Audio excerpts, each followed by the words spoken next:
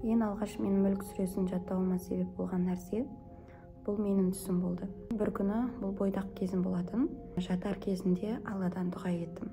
Я Раббым, мен үшін қайырлы болатын бір түс нәсіп ете көрші деп дұға еттім. Сол күні дәретпен жаттым де ұйықтап кеттім. Түсімде мен жан тапсырайын деп жатыр екем. Сол жан тапсырайын деп жатқан кезде менің бүкіл туысқандарым жиналып алыпты. Мынау қашан жан тапсырады деп. Оның ішінде апам да бар, қасымда отыр екен. Бірақ қызығы сол кезде мен еш ауырмаймын. Жатырмын, бірақ адамдар күтіп отыр, мені қашан өледі деп, жан тапсырады деп. Содан адамдар енді бұл өлмейді ғой деп түсімде кетіпті, енді туысқандарым кетіп бара жатыр екен. Алайда олар кеткеннен кейін мен сол жерде қинала бастаймын. Жаңағы жан тапсыруға уже кете бастаймын.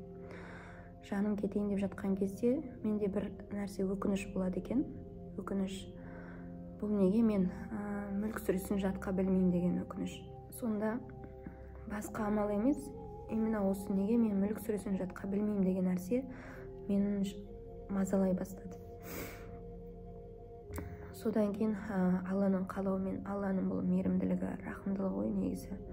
Бірақ Алла тағала түсімде де менің жаңағы жанымды қалдырып, сол сүрені жаттауға мүмкіндік берді. Содан ояна салдым, жаңағы түсімнен оянып кеттім, тұрсам, қолымен тәсбih тартып жатыр екем.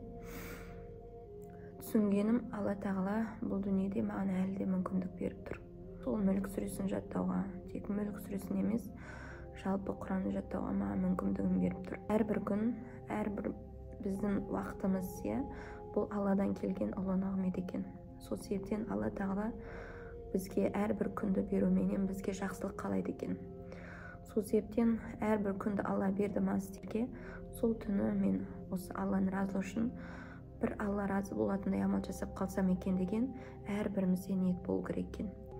Және де әрқайсымызға өзіме де кеңес берер едім.